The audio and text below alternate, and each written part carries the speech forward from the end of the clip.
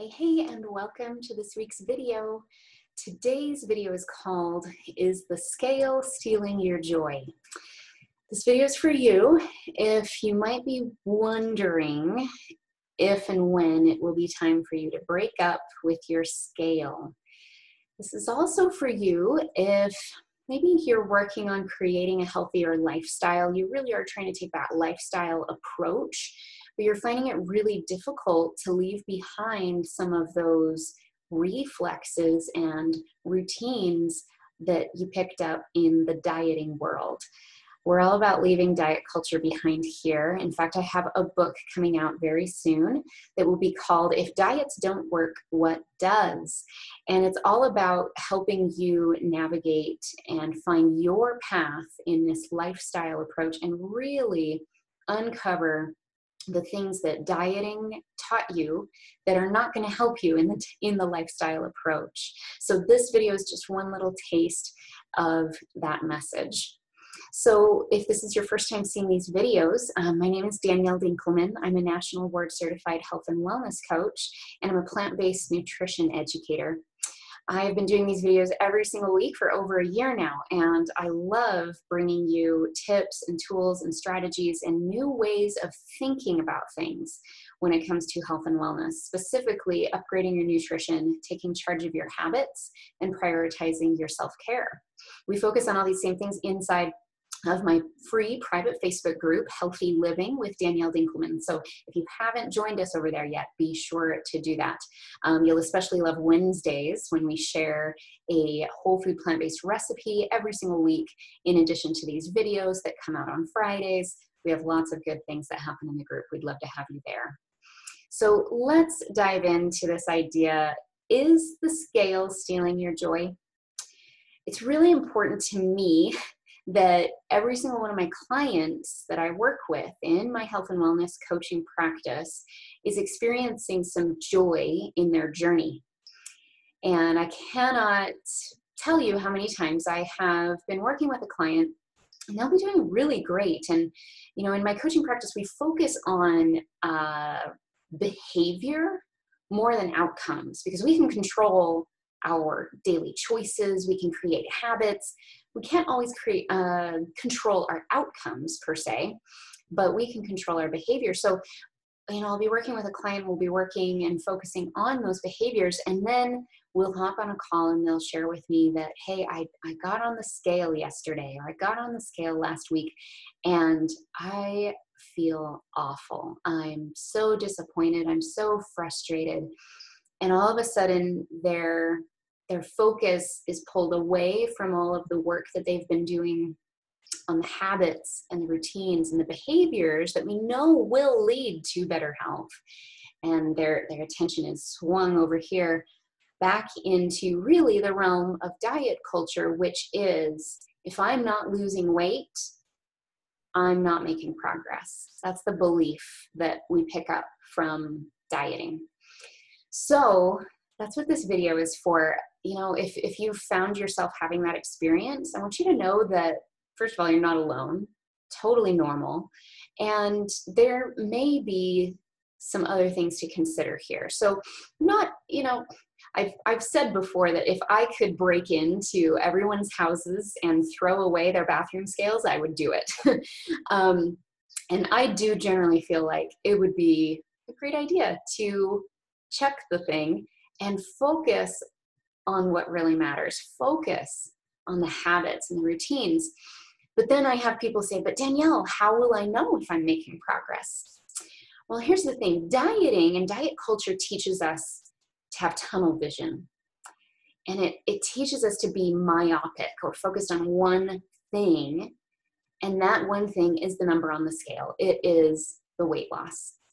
But you know, when you really look at it, is getting healthy really just about weight?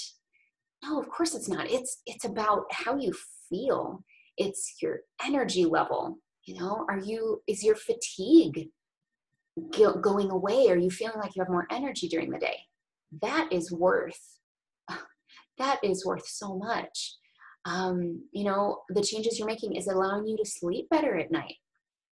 How is your pain? You know, a lot of the people that I work with in my coaching practice deal with, you know, aches and pains and inflammation in their joints and in their body that they're very aware of. And as they put healthy habits in place, you know what? A lot of those symptoms, a lot of that inflammation starts to go away.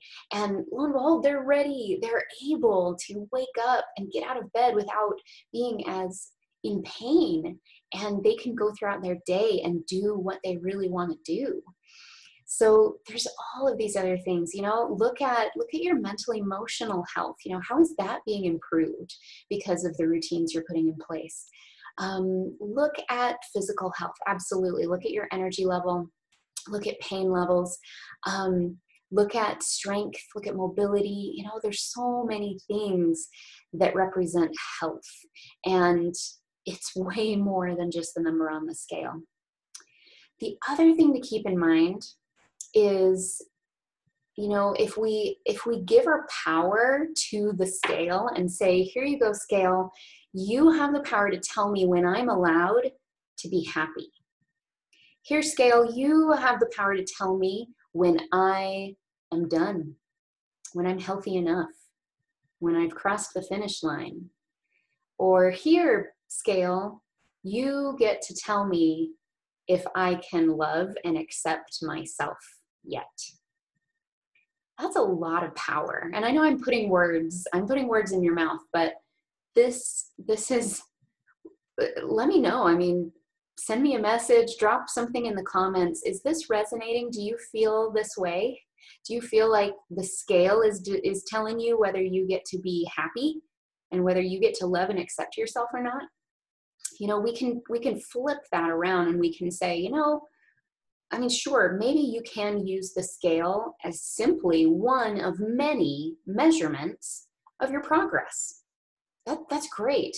But if it is your one and only measurement of progress, and you are ignoring a lot of other things that are going well and letting that number on the scale determine how happy you are with your progress, that's something to really take a look at.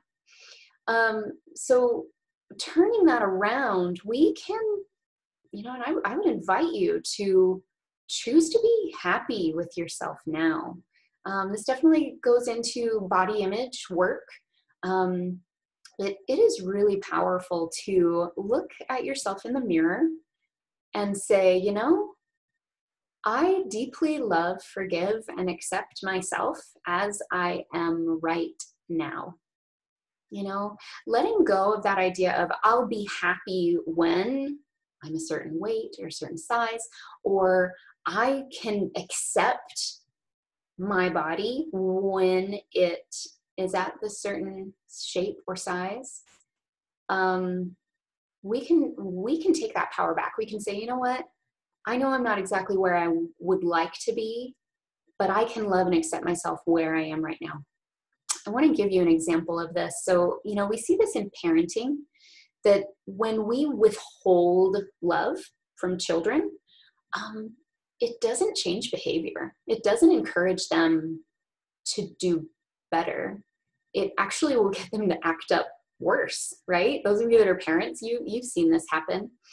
I believe that, you know, I experienced this firsthand as an adult. When I got married, I married an amazing man that accepted me in all of my imperfection as I was.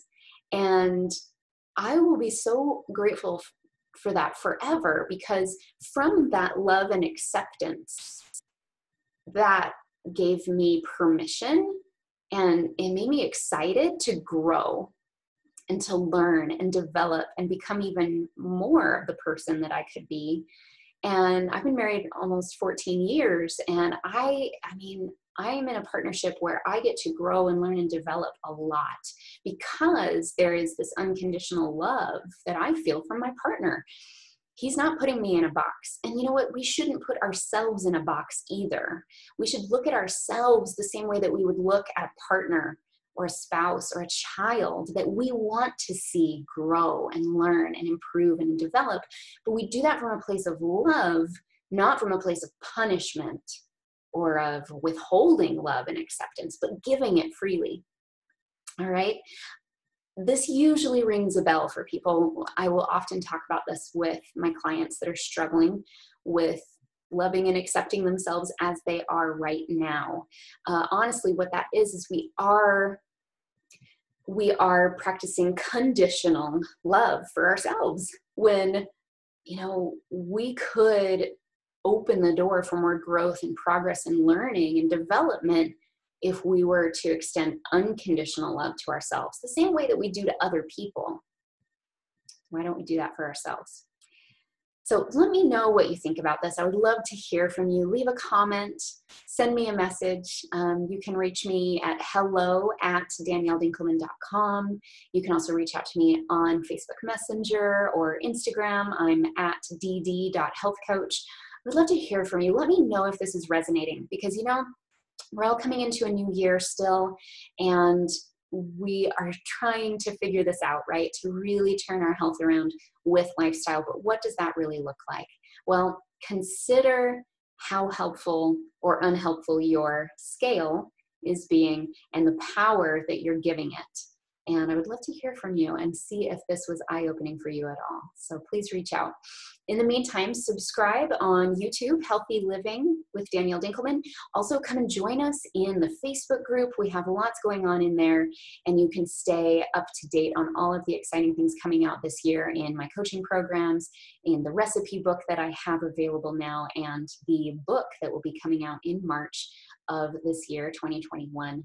And I hope and just wish for you progress and joy in this journey of really reclaiming your health. You deserve it, and you can do it. It's possible. So until next time, take care.